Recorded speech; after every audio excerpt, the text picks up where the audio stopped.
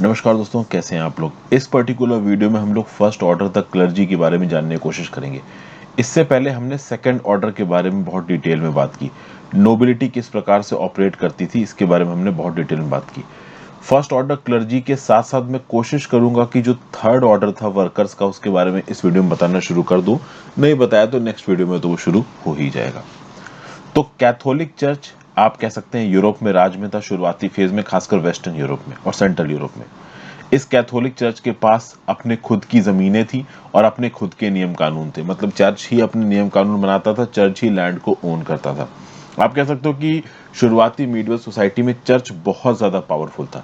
It was a very powerful institution, और powerful इसलिए भी स्पेसिफिकली था कि किंग की इसके ऊपर कोई अथॉरिटी नहीं थी। अगर आप वैसेलेज की बात करो, नोबिलिटी की बात करो, तो nobility was answerable to king, but church was not answerable to king. और ओवरऑल इस चर्च का माई बाप कहाँ बैठता था? रोम में, वेटिकन सिटी रोम में। वो थे पोप। और ओवरऑल ग्राउंड लेवल पे बिशप्स और क्लरिक्स राज किया करते थे, और इन्हीं को बोला जाता था फर्स्ट ऑर्डर। और यूरोप में जो क्रिश्चियंस थे वो इन्हीं बिशप्स और क्लरिक्स को फॉलो करते थे।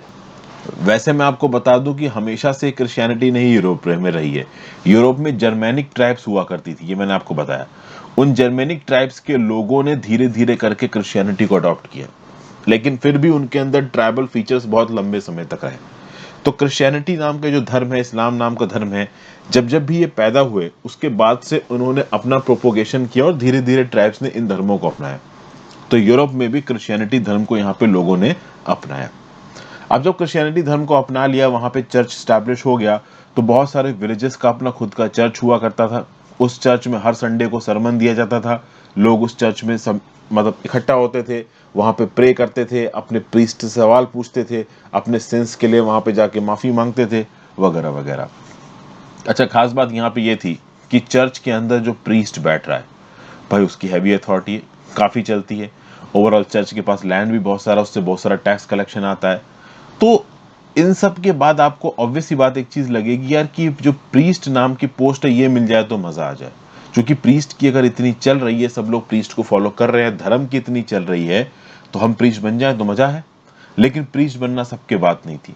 सर्फ प्रीस्ट नहीं बन सकते। तब आप बोलोगे सर्फ क्या है, तो सर्फ एक प्रकार का समझ लीजिए बॉन्डेड लेबर है। वो लोग जो पूरी तरीके से अपने मास्टर्स पे डिपेंडेंट थे, वो लोग जिनको कोई तनख्वाह नहीं मिलती थी अपने काम की, वो लोग जिनके पास अपनी खुद की कोई जमीन नहीं थी, अपने बॉस की, अपने माई बाप, अपने नोबलमैन की जमीन पे काम करते थे, उन्हीं का दिया खाते थे, उन्हीं के वाइन में से ग्रेप्स निकाल के अपनी वाइन बनाया करते थे, उन्हीं के आटे की मिल में अपना आटा पिसाया करते थे। ये सब सर्फ्स पूरी तरीके से अपने ओवरलॉर्ड के ऊपर डिपेंडेंट थे। इनको प्रीस्ट बनने की परमिशन नहीं थी। फिजिकली चैलेंज लोगों को प्रीस्ट बनने की परमिशन नहीं थी। वुमेन को प्रीस्ट बनने की परमिशन नहीं थी। मेन प्रीस्ट बन सकते थे, लेकिन अगर आप प्रीस्ट बन गए तो आप शादी नहीं कर पाओगे। तो शादी करने का अगर कोई इच्छुक है तो वो प्रीस्ट नहीं बन सकता। तो आप कह सकते हो कि बिशप्स यहाँ पे रिलीजियस नोबिलिटी थे।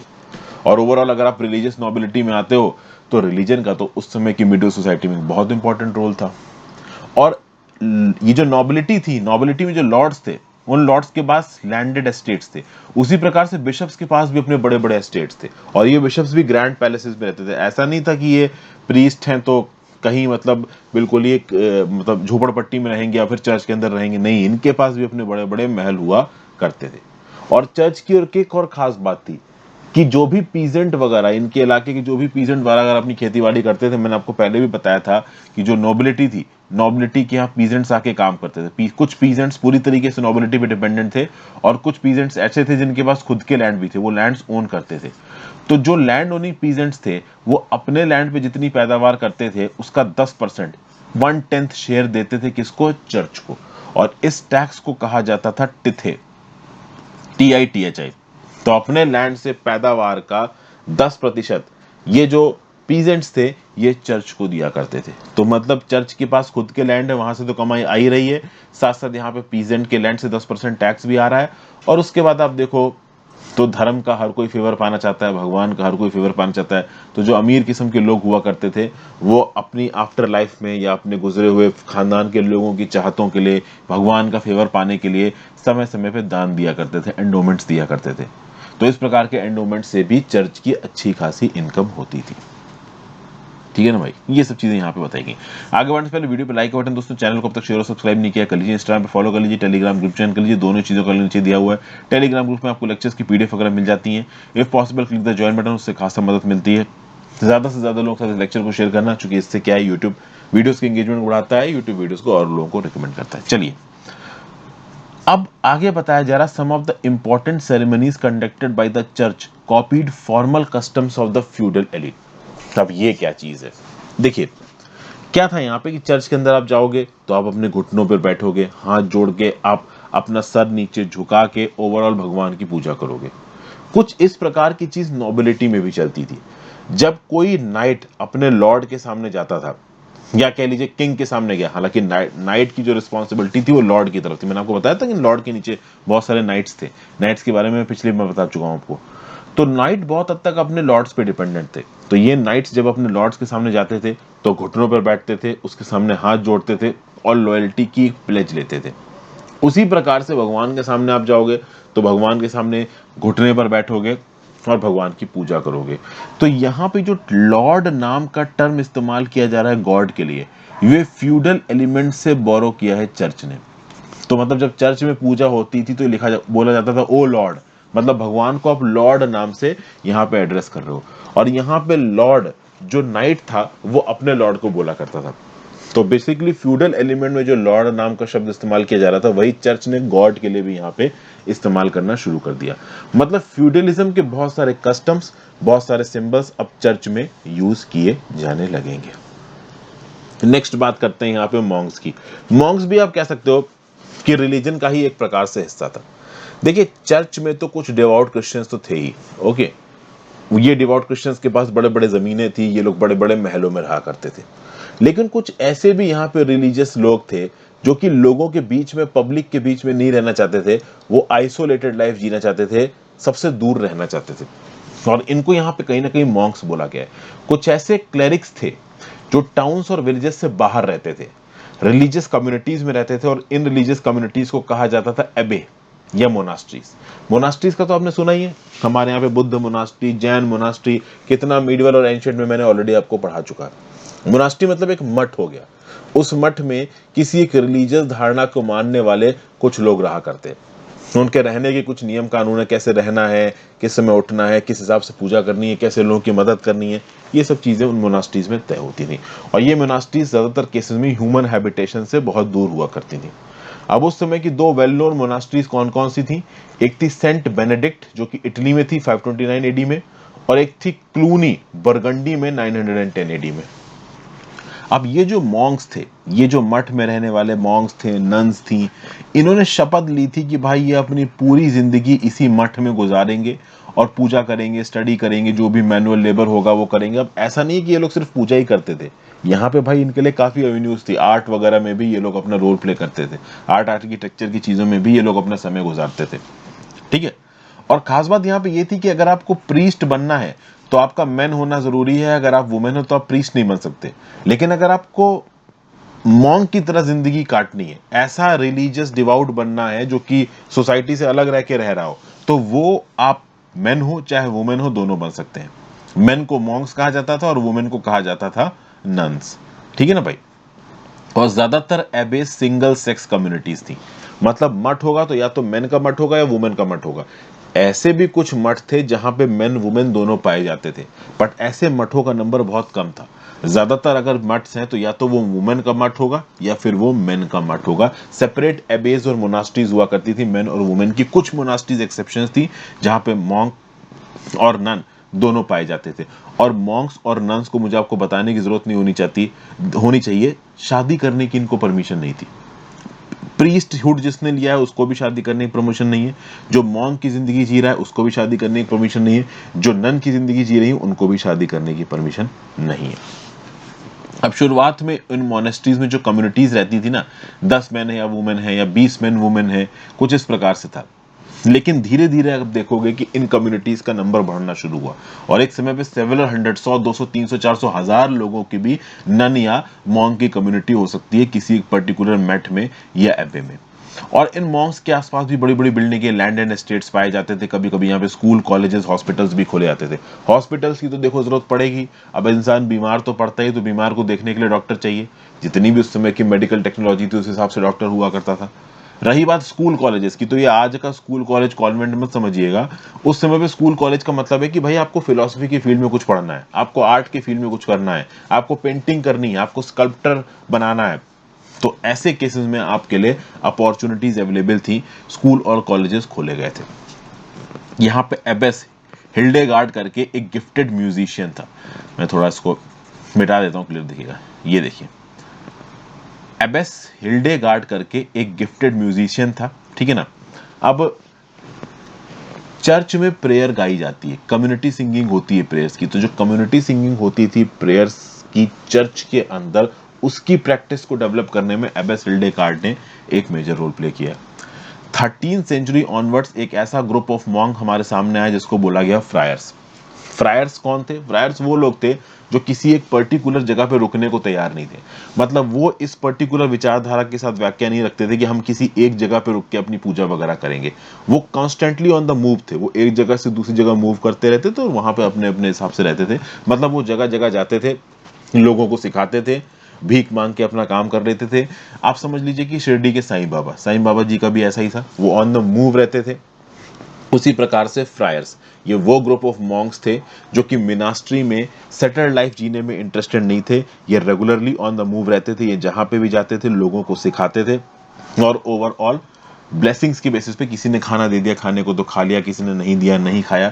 इस प्रकार से वो अपनी जिंदगी जिया करते थे। इनको आप क्या बोलते हो? इनको आप बोलते हो फ्रायर्स। ये भी मॉन्क्स थे, बट जो कॉन्स्टेंटली ऑन द मूव थे वो वाले मॉन्क्स थे। ठीक है भाई। अगर मोनास्ट्री नाम के शब्द का ओरिजिन देखा जाए तो मोनास्ट्री नाम के शब्द का ओरिजिन एक ग्रीक शब्द मोनोस से है। मोनोस का मतलब एक ऐसा इंसान जो अकेला रहता है, समवन हु लिव्स अलोन, इसको आप बोलते हो यहाँ पे मोनोस। ठीक है भाई। आगे यहाँ पे ओवरऑल एक एबे नजर आ रही है, ये भी एक प्रकार की मोनास्ट्री है, सेंट माइकल्स बेनेडिक्टीन एबे इन फारनबोरो इंग्लैंड। तो बेसिकली एक प्रकार का एबे था, मोनास्ट्री था, यहाँ पे भी लोग रह के अपनी पूजा वगैरह किया करते थे। अब इसी बेनेडिक्टिन मोनास्ट्री के रिस्पेक्ट में एक इंफॉर्मेशन दी गई। यहाँ पे एक मैन्युस्क्रिप्ट पाई गई। मैन्युस्क्रिप्ट मतलब एक रिटन डॉक्यूमेंट पाया गया। ये यहाँ पे मैन्युस्क्रिप्ट ही नजर आ रही है आपको अगल बगल। ये जो रिटन डॉक्यूमेंट पाए गए, इन रिटन डॉक्यूमेंट में 73 रूल्स लिखे हुए थे। तो बेनेडिक्टिन मोनास्ट्री में जो भी मॉन्क्स या नंग्स रहती थी उनके लिए यहाँ पे कुछ रूल्स थे और उन रूल्स को उनको फॉलो करना है। इनमें से कुछ रूल्स को देखा जाए तो चैप्टर 6 में रूल क्या दिया हुआ है कि भैया मॉन्क्स को बोलने की परमिशन रेयरली दी जाएगी। अगर अनटिल अनलेस समथिंग एक्स्ट्राऑर्डिनरी है तो ही मॉन्क्स बोलेंगे, नहीं तो शांत रहो। चैप्टर 7 में क्या दिया है? Humility means obedience. मतलब मॉन्क्स ह्यूमिलिटी रखेंगे अपने अंदर, ह्यूमिलिटी, और ह्यूमिलिटी का मतलब जो भी उनसे बोला जाएगा वो करेंगे, प्रॉपर तरीके से मोनास्ट्री के नियम कानूनों का पालन करेंगे वगैरह वगैरह।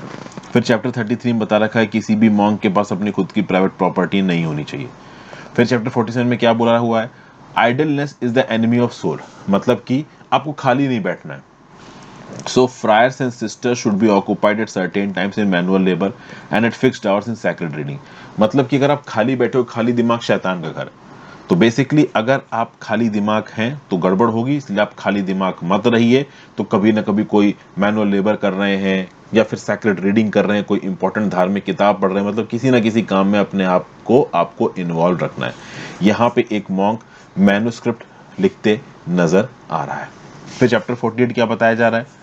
The monastery should be laid out in such a way that all necessities be found within the bounds water mill garden workshop. मतलब मोनास्ट्रीज कुछ इस प्रकार से बनाई जाएंगी कि जो भी जरूरतमंद की चीजें हैं, जैसे वाटर हो गई, आपका धान को पीसने के लिए मिल हो गई, गार्डन हो गई, वर्कशॉप्स हो गई, ये सब मोनास्ट्री के अंदर ही होना चाहिए। जो भी जरूरत की चीजें हैं मोनास्ट्री के अंदर ही मिल जाए, फालतू में बाहर ना जाना पड़े। ठीक है भाई। तो मोनास्टिसिज्म क्या है? ये भी एक प्रकार से धर्म का पार्ट हो गया। हमने देख लिया कि मोनास्टिसिज्म का मतलब क्या है।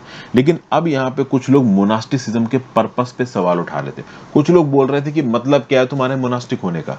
समझिए, उस टाइम पे एक ऐसा भी तबका था यूरोपियन सोसाइटी में जो कॉमन लेबर था, जिसके पास खाने पीने की चीज नहीं थी, या फिर सिंपल एग्रीकल्चरल फार्मर था, प्लाउमैन था। तो उसके पास बेसिक जीने के हालात अवेलेबल नहीं थी, बेसिक जीने के मीन्स उसके पास अवेलेबल नहीं थे।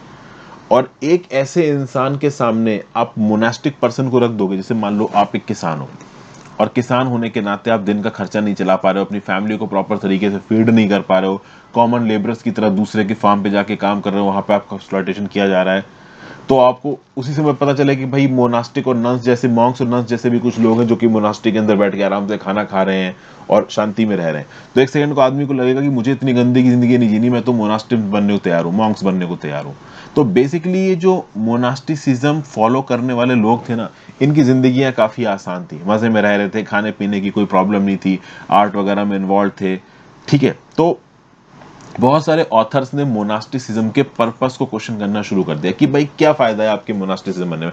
हालांकि मोनास्टिक लोगों ने भी कुछ इंपॉर्टेंट आर्ट और आर्किटेक्चर की फील्ड में अपना कंट्रीब्यूशन दिया है, बट बेसिकली उस समय की सोसाइटी में कुछ लोग मोनास्टिसिज्म के पर्पस के ऊपर सवाल उठाने लगे। ठीक है ना, इंग्लैंड के अंदर चॉशर ने लिखा कैंटरबरी टेल्स, और कॉन्टेम्बरी टेल्स में थोड़ा नन्स का, मॉन्क्स का, फ्रायर्स का मजाक भी उड़ाया गया है। कैंटरबरी टेल्स काफी पॉपुलर रही हैं यूरोप के अंदर, इंग्लैंड के अंदर स्पेसिफिकली। ठीक है भाई, फिर बात करते हैं यहाँ पे the church and the society की। भाई इसके बारे में कुछ बेसिक इंफॉर्मेशन यहाँ पे बताई जा रही है। यूरोपियंस यहाँ पे बहुत हद तक क्रिश्चियन बन चुके थे, लेकिन क्रिश्चियन बनने से पहले एज अ ट्राइब जो भी उनकी धारणाएं थी, जो भी उनकी भावनाएं थी, जो भी फोक ट्रेडिशंस में उनकी मान्यताएं थी, मैजिक में, जादू में उनकी मान्यताएं थी, वो इनके साथ रही। मतलब क्रिश्चियन बन गए। देखिए, किसी भी ट्राइब ने कोई भी धर्म अपनाया हो, चाहे हिंदू धर्म, क्रिश्चियन धर्म, मुस्लिम धर्म, उन्होंने अपने पहले के कैरेक्टरिस्टिक्स को पूरी तरीके से नहीं छोड़ा। नए धर्म के साथ साथ उन्होंने अपने पुराने कैरेक्टरिस्टिक्स को एसिमुलेट किया और एक कंसोलिडेटेड फॉर्म बाहर निकाला। तो आप यहाँ पे देखोगे कि जो यूरोपियंस थे भले क्रिश्चियन बन गए थे, लेकिन इनकी अभी भी धारणा थी मैजिक में, फोक ट्रेडिशंस में। क्रिसमस का त्योहार मनाते थे ये लोग, एस्टर का त्योहार मनाते थे, 4वीं शताब्दी में दोनों त्योहार मनाए जाते थे। क्राइस्ट बर्थ मनाई जाती थी 25 दिसंबर को।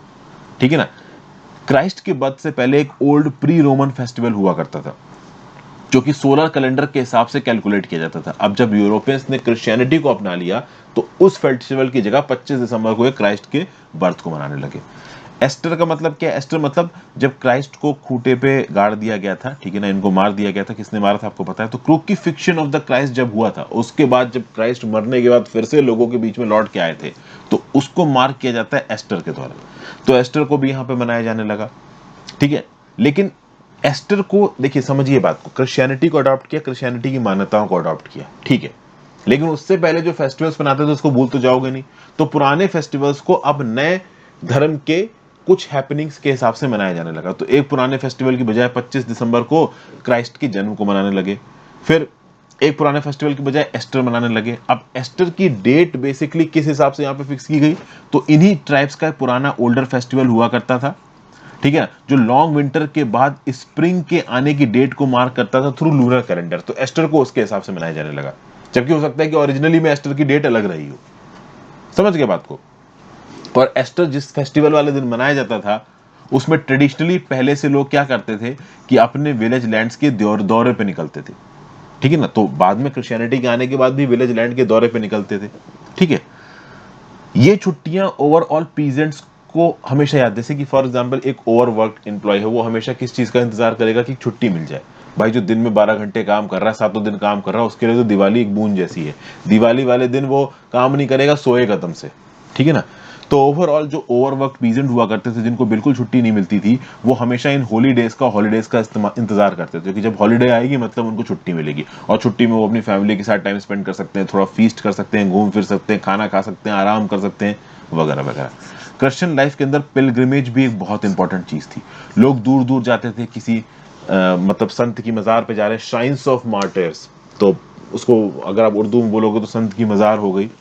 तो मज़ारों पे जा रहे हैं, बिग चर्चेस में दर्शन के लिए जा रहे हैं, जैसे हम लोग जाते हैं ना वैष्णो देवी के दर्शन को, तो उसी प्रकार से कोई बहुत बड़े सेंट का चर्च है तो उसके दर्शन के लिए चले गए।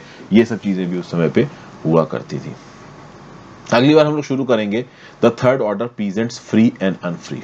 तीसरे ऑर्डर में पीजेंट्स थे। कौन से पीजेंट्स फ्री थे, कौन से पीजेंट्स अनफ्री थे? जो अनफ्री थे उनके फ्री होने की शर्तें क्या थी, कैसे कैसे बीतते समय के साथ चीजें बदली, मीडियो सोसाइटी की सोशल कंडीशंस बदली, कैसे इस थर्ड ऑर्डर की कंडीशन यहाँ पे सबसे ज्यादा खराब थी, कैसे इस थर्ड ऑर्डर ने फर्स्ट और सेकंड ऑर्डर को सस्टेन किया, इन सब इन्फॉर्मेशन को डिटेल में अगली वीडियो में हम लोग देखेंगे। Thank you for watching friends. I hope आपको वीडियोस मजेदार लग रही हैं। मैं कोशिश कर रहा हूँ मेहनत के साथ कि आपके लिए चीज़ें इंटरेस्टिंग बना सकूँ। आई होप आपको पसंद आ रहा हो। Thank you for watching friends. ज़्यादा से ज़्यादा लोग लेक्चर को शेयर करिएगा, इंस्टाग्राम पर फॉलो कर लीजिए, टेलीग्राम को ज्वाइन कर लीजिए, दोनों चीज़ों का लिंक नीचे डिस्क्रिप्शन बॉक्स में दिया हुआ है। Have a great day friends, good bye.